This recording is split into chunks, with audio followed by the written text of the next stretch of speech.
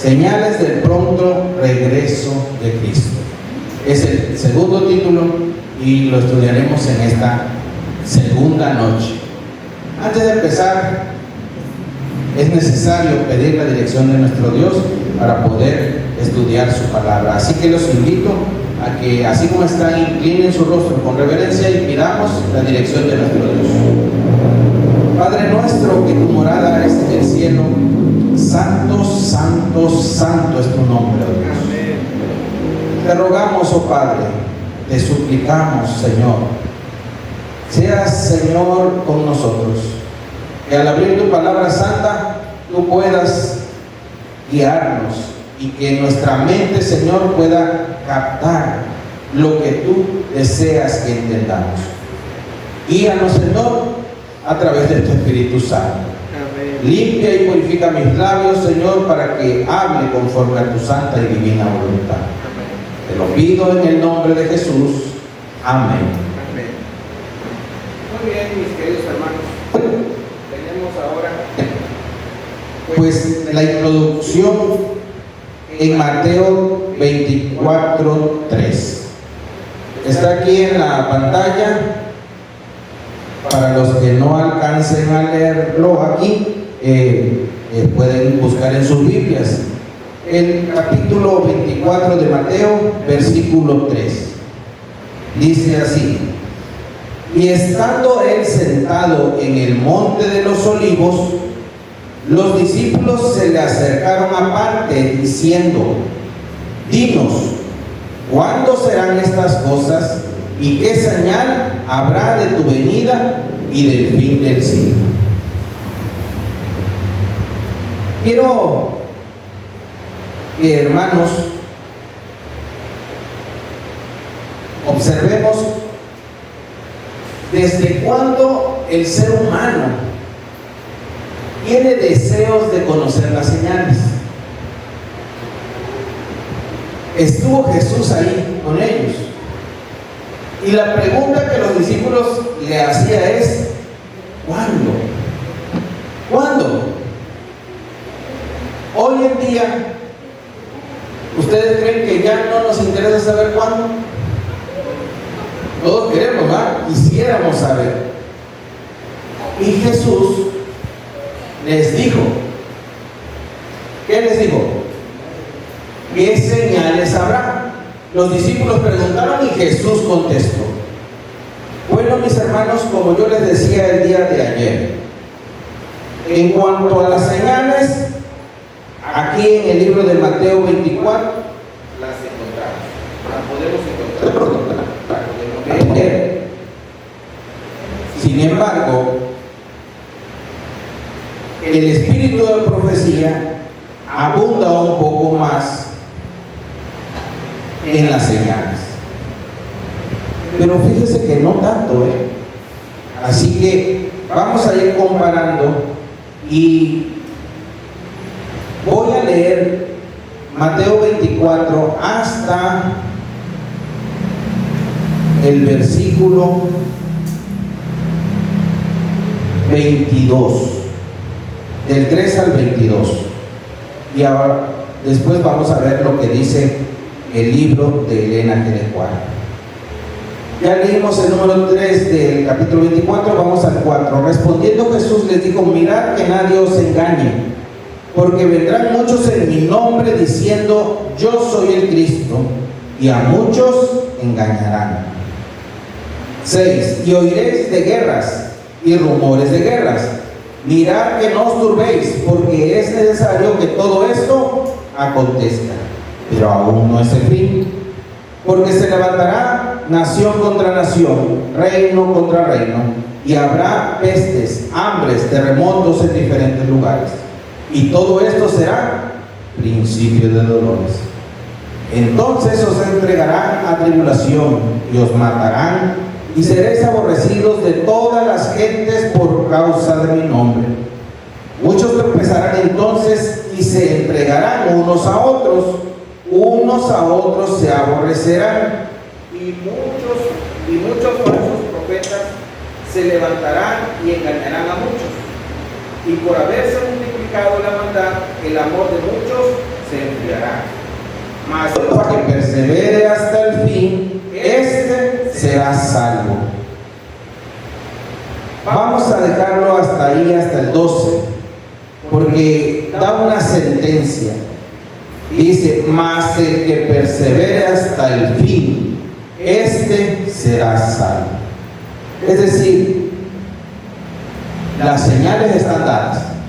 ¿Cuál es la sentencia? ¿Perseverar hasta cuándo? Hasta el fin. Dice que esa sentencia es especial, porque si ya conocemos las señales, pues la señal la podemos ver, pero la vida de nosotros en cuanto a la esperanza, ¿de qué depende? ¿De identificar las señales o de prevalecer hasta el fin?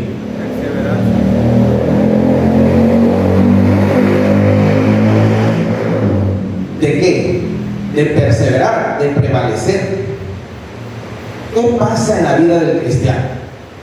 Pero peor aún, hermano, eso le podemos llamar frialdad, ocupación. Pero hay quienes, como ayer decías tú mismo, se han retirado, ¿cómo se llama? Los grupos disidentes que han caminado a otros lados. O sea, ese ya es otro nivel. Y a ese nos estamos refiriendo. Porque la frialdad, pues te echas una cobijita y te calientas, ¿no? Te acercas a la lumbre y agarras calor. Por eso decía el apóstol Pablo, no dejémonos de reunir. No se dejen de reunir porque aquí está el calor y agarra uno la brasita y se vuelve a calentar el espíritu. Pero si dice no ya y le busca por otro lado el tema o la referencia, el que persevere hasta el fin, pues ya no la cumpliste. Vamos a entrar en la siguiente diapositiva. Vamos ahora a cómo lo dice Elena G. de White. Miren, dice Elena G. de White, la gran profecía de nuestro Señor está en Mateo 24.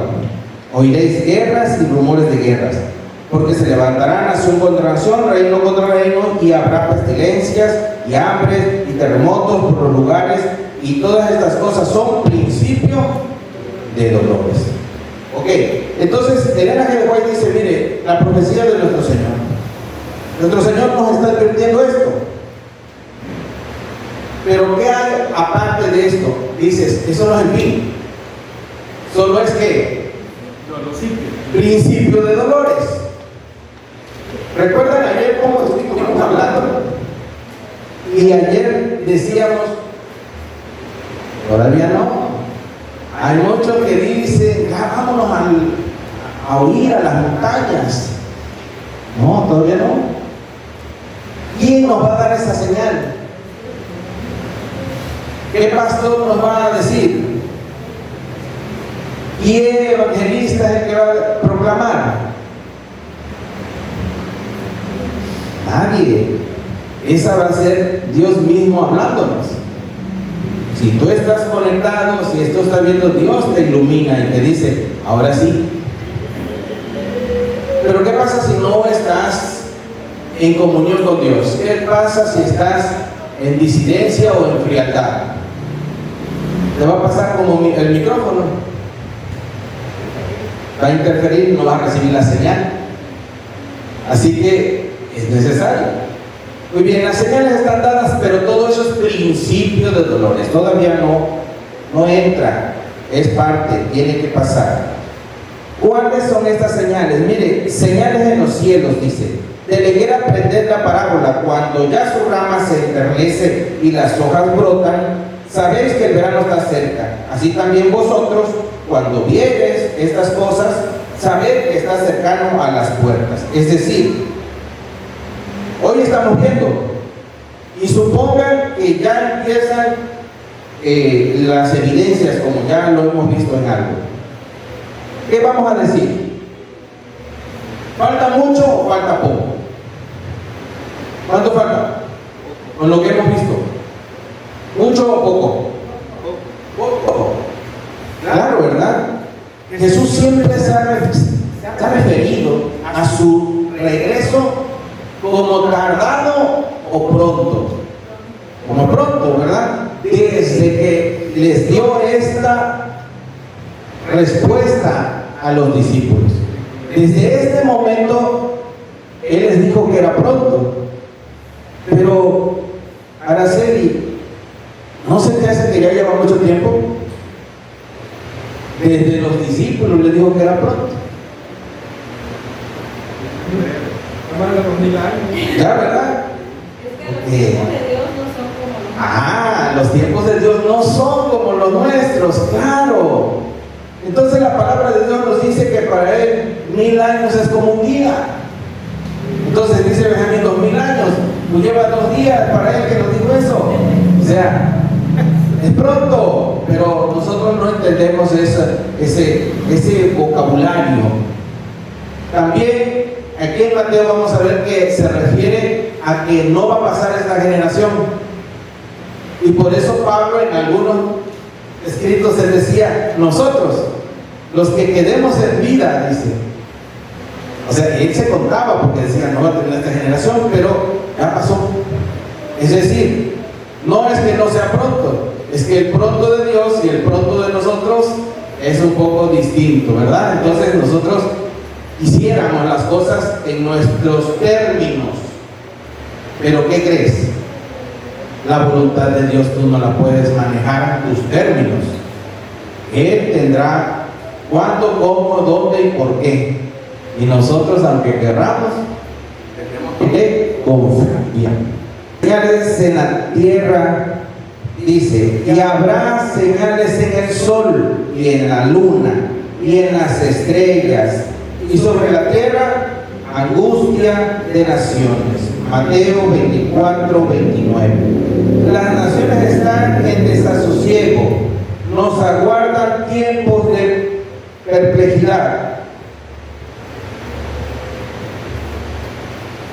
Los corazones de los hombres están desfalleciendo por el temor de las cosas que sobrevendrán en la tierra. Señales en el sol, señales en la luna, en las estrellas, y sobre la tierra angustia de las naciones. ¿Será que hemos visto algo de esto, Yumana? Señales en el sol, señales en la luna, señales en las estrellas, angustia en las naciones. ¿Sí lo hemos visto? ¿Cuántos se enteraron del terremoto de hoy en Turquía? ¿No? A mí me llegó 10 de agosto, terremoto en Turquía. Precisamente estaba yo haciendo el tema, viendo lo de los terremotos y las señales, cuando, un terremoto en Turquía decía ahí 6.1. Dije yo, pues, es que ahorita cada vez hay más seguido, ¿no? No es así como que, cada cuánto pasaba antes. Ahorita es muy constante. Entonces dije, bueno, otro más, ¿no?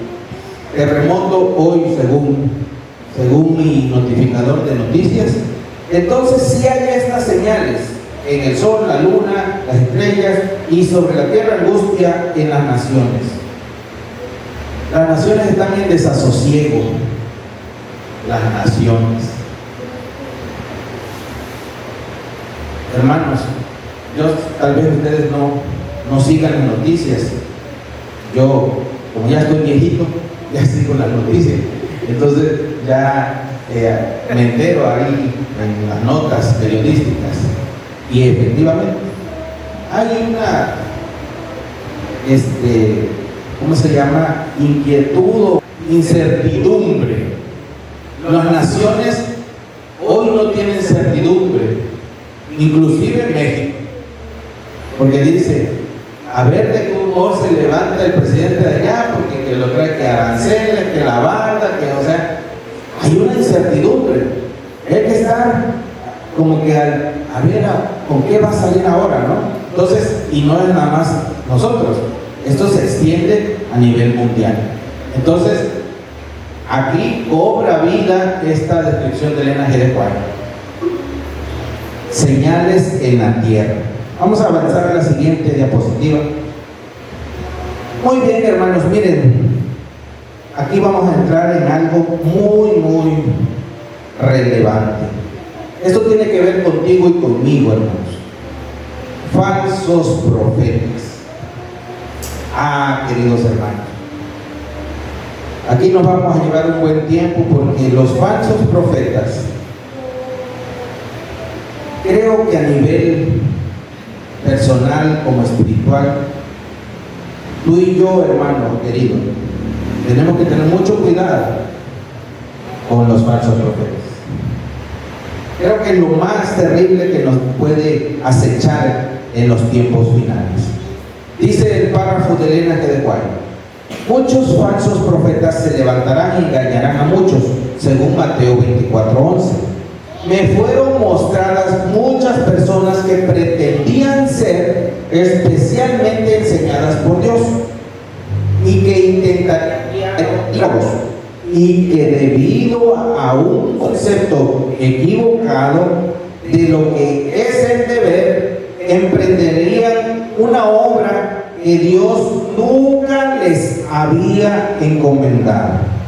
Como resultado de esto habría confusión. Que cada uno busque a Dios fervorosamente por su propia cuenta, a fin de comprender cuál es su voluntad para él. Hermanos, yo esto lo he predicado en varias ocasiones, y no en base al espíritu de profecía, en base a lo que observo en nuestras iglesias, en base a las predicaciones que recibimos aquí en nuestros púlpitos.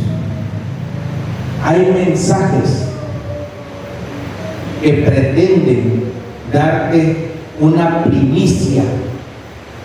Y fíjense que analizando este párrafo, Elena G. de White en el libro habla de un encuentro que ella tuvo con un falso profeta. Ahí mi hermano Leonardo, que trae su libro de eventos finales, ahí lo puede usted buscar, hermano, en este subtítulo que se llama Falsos Profetas. Ahí viene una historia que cuenta Elena G. de White, que dice: mi encuentro con un falso profeta. Y entonces ella narra cómo llegó una persona trayéndole un mensaje de Dios. Y hermanos, concluye con que en realidad lo que nos está diciendo aquí, hermanos, es que tengamos mucho cuidado. ¿Qué pasa con el falso profeta? ¿Cómo lo identificas? ¿Cómo lo puedes identificar? Entonces Elena G. de White dice que llegó este muchacho y le dijo: yo tengo un mensaje. Lo atendieron, pero ya era tarde y nada más lo dejaron descansar, y que al otro día lo atendían. Al otro día dice que el muchacho quería que le prestaran atención y ellos tenían muchas actividades y dijeron que después. Pero el muchacho quiso imponerse y los llamó. Que él traía un mensaje urgente. Entonces Elena G. de White le dijo: bueno, cuidarnos, si es tan urgente. Y ya, él empezó a hablar del mensaje. Y Elena G. de White le dice: mira, ese mensaje todos lo conocemos, está en la Biblia. Sí, pero es que yo tuve este mensaje de Dios, que debemos de ir a tal lugar. Más o menos como que su inquietud era que ya parecía que él recibió un mensaje de que ya la venida era ya, y que él traía el mensaje de que se reuniera la iglesia en tal punto porque ya era el evento. Dios le había enseñado que lo tenían que hacer. Y entonces ella le dijo: no, mira, no es así. ¿Qué nos explica ahora? ¿A ustedes no les suena esa historia? ¿Ustedes no se han encontrado con personas que te dicen que tienen un mensaje especial? Un mensaje de Dios, un mensaje profundo. Alguien me hizo el comentario, dice: yo he escuchado unos que dicen: Dios me lo reveló anoche, me dijo que te dijera. O sea, un mensaje especial. Hermanos, ¿cómo sabemos, según lo que acabamos de leer, identificar el falso mensaje? Y viene en la parte final de este párrafo que leí. Miren, escúchenlo bien. Como resultado habría confusión. Dice que cada uno busque a Dios fervorosamente por su propia cuenta, a fin de comprender cuál es la voluntad para él. Cada uno. Elena G. de Juan y yo comparto esa visión. Debemos de saber que yo no voy a traer un mensaje, al menos que yo sea un falso profeta, en el cual yo le diga: Araceli, Dios dice que tú tienes que hacer tal y tal situación. Dios me mandó a decir. Faustino, Dios me dijo. Benjamín, o sea, dice Elena G. de Juan, yo comparto, el que te habla así está falseando. ¿Sabe por qué, hermano? Y esto es importante que ustedes lo entiendan y lo compartan, porque Dios no tiene limitante para hablar contigo. Si Dios te quiere decir algo, te lo puede revelar a ti. No necesita Dios intermediarios. No hay cómo usar el decir: Yumana, yo tengo este mensaje para ti de parte de Dios. Y no te lo dio a ti porque andaba ocupada y pues no pudo hablar contigo, pero me dejó dicho este mensaje. No hay manera. Es falso. Eso es lo que nos dice Elena G. de Juan. O sea, todos tenemos la capacidad de comunicarnos con ¿quién? Con Dios. ¿Cómo? En oración, estudiando su palabra, buscándolo. Tenemos acceso. Pero ¿cuántos de nosotros, honestamente, nuestra iglesia está esperando que alguien venga a dar un mensaje especial desde aquí? Un mensaje que levante los ánimos de la iglesia. Que, oh, hermanos, ese mensaje ya está dado. Todos tenemos acceso a él. Que nuestra iglesia esté parcialmente vacía es profetizado y no es responsabilidad de nadie. ¿Por qué? Porque todos tienen acceso a Dios. Si quieren, pueden venir. Saben que estamos aquí. No vienen porque se atarean en otras cosas, le dan prioridad a otras cosas y de momento no lo quieren hacer. Pero no porque no sepan o porque esto no sea importante o porque sea culpa del predicador que no da el mensaje correcto. A veces hasta ese grado llegamos, Benjamín, y decimos: es que ese predicador no da bien el mensaje, no voy. Sí, espérate, pero el mensaje no es del predicador. El mensaje es la palabra de Dios. ¿Les queda claro? ¿Sí, más o menos? Agarran la idea. ¿Cómo es el falso? Una de las cosas que podemos identificar de un falso profeta. Pero como sigue habiendo esto, Elena G. de Juan dice que habrá confusión. Hermano, la gente saca sus temas y los predica. Y los predican con un convencimiento que genera confusión entre la iglesia. Y de repente, oiga, que el pastor fulano dijo. Y se hace la confusión. Y por allá sale otro que dice otra cosa interesante. Y por allá otro. Y entonces, entre tantas voces, se genera la confusión. Y entonces nosotros que estamos tratando de buscar, ¿y a quién hacemos caso, no? Y la respuesta es fácil. La Biblia, hermano, no puedes hacerle caso a un hombre, sino a Dios. Así que es importante, hermanos. No es peccata minuta, o sea, poca cosa. Es importante. Falsos profetas, cuidado, dentro de nuestra iglesia. Segundo, siguiente subtítulo: glotonería e intemperancia. Mas como en los días de Noé, así será la venida del Hijo del Hombre. Porque como en los días antes del diluvio estaban comiendo y bebiendo, casándose y dándose en casamiento, hasta el día en que Noé entró en el arca, y no entendieron hasta que vino el diluvio y se los llevó a todos. Así será también la venida del Hijo del Hombre. Mateo 24, 37 al 39. ¿Se parece en algo, hermanos, a lo que estamos viendo hoy? La gente anda comiendo, bebiendo, andamos pues así que en la pachanga del mundo. Entonces, se asemejan a estos tiempos. También es señal. Veámonos en nuestra vida espiritual. Eso nos debe de ser señal. Está ocurriendo.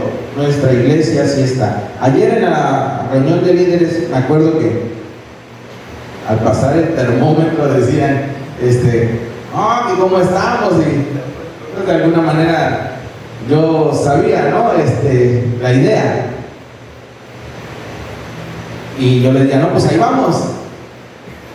Se sorprendía, pues sí, ahí vamos, porque al menos en el papel la iglesia del manantial ahí va, ¿no? Pero él se refería al grupo de todos donde menos de la mitad estaba reportando trabajo. Entonces, pues se sorprendía que decía, no, pues ahí vamos. ¿Por qué? Porque hablamos por la iglesia, pero en general se denota una falta de participación, entrega, falta de fervorosidad. Las iglesias no quieren trabajar la obra misionera. Eso es lo que denota el termómetro. Y esa era su pregunta, pero yo le decía, no, pues ahí vamos, ¿no? Está profetizando, hermano. Estamos en la glotonería y en la intemperancia. Y la iglesia así está en todos lados, hermano. Por ahí he hablado con algunos de ustedes y en otras iglesias también, diciéndoles lo siguiente: todas las iglesias estamos así. ¿A dónde te vayas, hermano? Estamos así, pero Araceli, no estamos mal como iglesia por la iglesia. ¿Sabes? Estamos mal como iglesia, Araceli, porque son los tiempos, porque tiene que pasar. Mire, yo les di el sábado antepasado un consejo a la iglesia que estuve allá en WhatsApp. Les dije, miren, hoy es el día de trabajar ya de forma decidida. Si en tu iglesia tú te dedicas a trabajar, no esperes que todos te sigan. Si te pones a esperar que todos te sigan a trabajar, a hacer las cosas, porque los hermanos no te acompañan o no van, hermano, ya te quedaste. En momentos de ponerse a trabajar, aunque toda la iglesia no quiera, tú tienes que trabajar. Si a ti te queda claro, si tú ya sabes, ya entendiste, hermano, no te sumes a la frialdad. Y si de tu iglesia solamente son 2 o 3, pues ese es el que se va a poder mantener firme. Y el resto, que Dios los bendiga, porque le estás dando el ejemplo, le estás, en la iglesia se predica, pero pues no quiere, no se puede forzar, hermanos. Así que no te quedes a ver que porque el 50, el 80% de la iglesia no está trabajando y anda haciendo y anda nomás criticando y todo, allá ellos. Ese fue el consejo que yo les he dado y lo voy a seguir repitiendo, porque estamos viviendo que los tiempos, están las señales, estamos viendo. Si tú no te aplicas a lo tuyo, te vas a quedar con los que no. Entonces tú tienes que seguir adelante, no importa. Y esto se va a ver, esto no tiene, miren, tal vez ustedes van a escuchar una contradicción, porque ¿cuál es el mensaje de nuestra iglesia como institución? Trabajar, la misión, sí, claro, y siempre se va a decir. Y yo que estoy diciendo, trabajo en misión, pero no busques que toda la iglesia vaya. La institución lo tiene que buscar, pero nosotros sabemos que si la institución no lo logra, no por eso, ya, nos vamos a quedar así. No, hermanos, la salvación no la puedes perder nada más porque la institución no logró que las iglesias fueran fervorosas. No, te vas a quedar. Finalmente, hechos de violencia y por apartarse y por haberse multiplicado la maldad, el amor de muchos se enfriará. Mateo 24:2. La violencia. ¿Por qué viene la violencia, hermanos? ¿No tenemos amor? Hermano, cuando tú amas a alguien, no le hace daño. Entonces, el amor de muchos se enfriará. Entonces, lo contrario al amor es la maldad. Y esa está proliferando al por mayor. Vamos a la siguiente lámina. Guerras y desastres. Bueno, ya hablamos un poco de esto. Elena G. de White dice: el Señor se levantará para sacudir terriblemente la tierra. Veremos desgracias por todas partes. Miles de barcos serán arrojados a las profundidades del mar, armadas enteras se hundirán, las vidas humanas serán sacrificadas por millones, estallarán incendios inesperadamente y no habrá esfuerzo humano capaz de extinguirlos. Los palacios de la tierra serán arrasados por la furia de las llamas, serán cada vez más frecuentes los desastres ferroviarios, en las grandes vías de tránsito habrá confusión, choques y muertes sin la advertencia de un momento. A esto yo le sumo accidentes de aviones, porque ¿de cuándo datan estos escritos que les dije yo ayer? De 1900 y antes, porque Elena G. de White empezó a escribir después del 44 y no tengo el dato de su muerte, pero creo que fue en 1911 o 1908, por ahí así entre esos años, ya en el año 1900, pero en los primeros años. Entonces, todos estos escritos son, vamos a poner de 1910 hacia atrás. Por lo tanto, entiendo que no había aviones en ese tiempo, Yumana. Por eso no se hace referencia a eso. Dice, había barcos y ferrocarriles. Entonces, habla de accidentes. Entonces yo le añado hoy en día accidentes de aviones. Hay otro accidente muy famoso, el de Chernobyl. ¿Quién sabe cuál fue ese accidente? Un reactor nuclear en Rusia, después de la Segunda Guerra Mundial.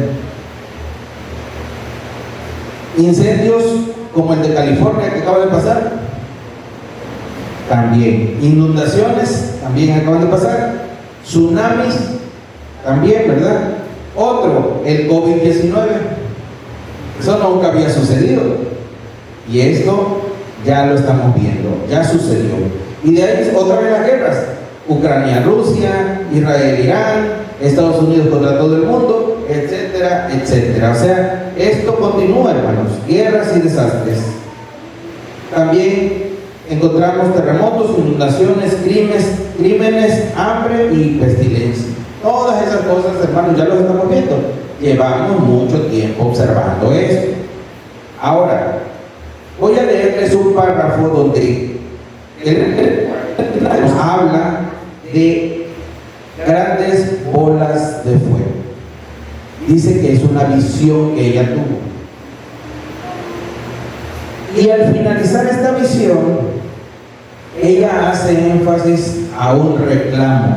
Se los voy a leer y se los voy a explicar. Me llamó la atención y quiero hacer una aclaración.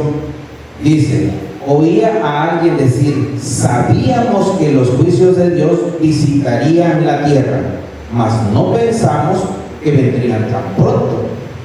Otros dijeron en tono de reproche: vosotros que sabíais estas cosas, ¿por qué no dijiste nada? Nosotros no lo sabíamos. Este es un párrafo de Joyas de los Testimonios de 1909. Hermanos, regreso al dato de los años. Ustedes hagan memoria del movimiento de 1844 y el Elena G. de White con los escritos. Esta visión en parte forma parte de todos los escritos del Elena G. de White, porque ella toma en serio este reclamo. Dice que como que ahí ella entiende que nosotros, iglesia, sabíamos lo que iba a pasar, pero que en su visión, cuando ve que las cosas pasan, dice que hay gente que le dice, que escucha que ellos dicen: oye, sí sabíamos que venía eso, pero pensábamos que iba a tardar más. Y entonces otros que estaban ahí decían: ustedes sabían, nosotros, ¿por qué no nos dijeron? Si ustedes sabían. Les reprochaban. Entonces digo, de ahí viene esta forma de que tenemos el Espíritu de Profecía escrito en muchos libros que hablan de esto, como parte de corregir este reclamo, ¿no?, de que no se ha dado. Pero yo le hago una anotación aquí, hermanos. Miren, esto se escribió en 1909.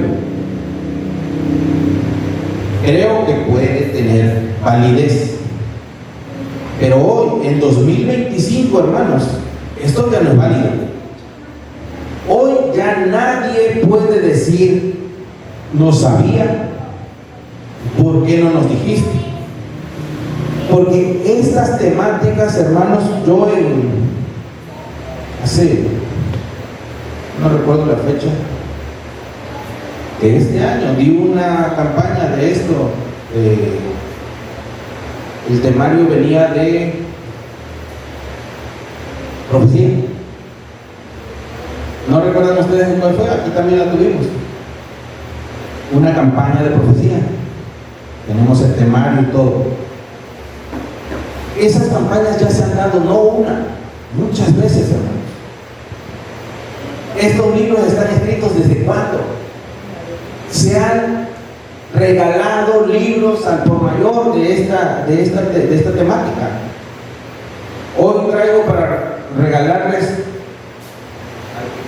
al que conteste la pregunta final: un conflicto de los siglos,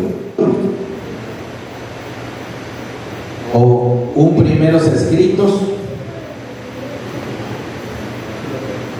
o un manuscrito inédito. Porque, hermanos, siempre hemos dado. No hay manera que la gente diga: aquí estamos, y no está llena porque no quieren, porque no hay cobranza para entrar, se ha invitado, a la iglesia se notificó, está en las redes, está en todos. Y si nadie está aquí, no es porque se les prohíba el acceso, hermanos. Todos pueden venir. Hacemos estas campañas públicas. A veces salimos de aquí, de los templos, al aire libre o en lugares, en las casas, y se ha predicado. Ay, yo ayer les dije, todo esto está en internet y es gratis. Ahí los puedes conseguir. No hay ya cómo decir: ¿por qué no me dijiste? Ya esto ya no aplica, hermanos. A estas alturas del 2025, este reclamo ya no es válido, hermanos. Sí, hay gente que no sabe nada, pero es porque te ha rechazado, porque no quiere, porque cuando tú le quieres hablar te dice que no. Pero ese ya no es responsabilidad. No, regreso al punto, hermanos. Ni como iglesia nos podemos obligar unos a otros, cuanto menos a los que no son miembros de iglesia. No le puedes obligar a: mira, lee esto, mira, te doy el tema de esto, mira. No lo puedes obligar. Si no te quiere escuchar, no lo puedes obligar.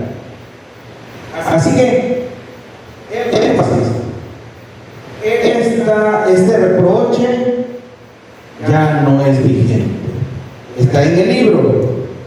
estamos hablando de un párrafo de 1909. ¿Ok? Seguimos. El propósito de Dios en las calamidades. Dios tiene un propósito al permitir que ocurran estas calamidades. Son uno de sus medios para llamar a los hombres y mujeres a la reflexión. Mediante fenómenos insólitos a través de la naturaleza, Dios expresará a los incrédulos agentes humanos aquello que ha revelado claramente en su palabra. Hermanos, ¿cuál es el propósito de Dios en las calamidades? Dice, son medios para llamar a los hombres y mujeres a la reflexión. Así que no vamos a padecer estas cosas porque sí, sino para que reflexionemos. Los eventos venideros están en las manos del Señor. En la gran obra final nos encontraremos con perplejidades con las cuales no sabremos cómo tratar, pero no olvidemos que los tres grandes poderes del cielo están trabajando, que una mano divina está sobre el timón y que Dios hará que se realicen los propósitos. Es decir, los eventos que vienen están en las manos del Señor. Es decir,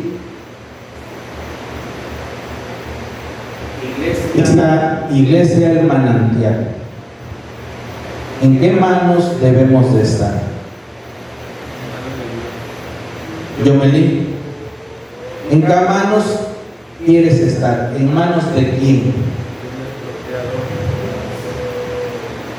Solamente de Dios, porque Él es el que tiene el control de los eventos. Estos eventos van a pasar, Yomelí, y más nos vale estar en las manos de quién? De Dios. Porque frente a esto, hermanos, si te sueltas, cuidado, ya te fuiste. Así que nos conviene. Finalmente, interés del cielo por los asuntos de la tierra. Nuestro pequeño mundo es un libro de texto para el universo. Elena G. de White declara que los mundos no caídos y los ángeles del cielo observaron la lucha de Cristo en el Getsemaní con intenso interés. Al exponer el conflicto de 4000 años que Cristo sostuvo con Satanás y su victoria definitiva en la cruz, ella utiliza frases como las siguientes: el universo celestial lo contempló todo. Todo el cielo y los mundos que no habían caído fueron testigos. Vieron, oyeron y el cielo contempló. ¡Qué espectáculo para el universo celestial! Esto viene en el deseo de todas las cosas. Hermanos, la batalla entre el bien y el mal está llegando a sus puntos finales. Nosotros somos hermanos, para yo decidirles este tema. Siguiente. Una reflexión final, hermanos. Los tiempos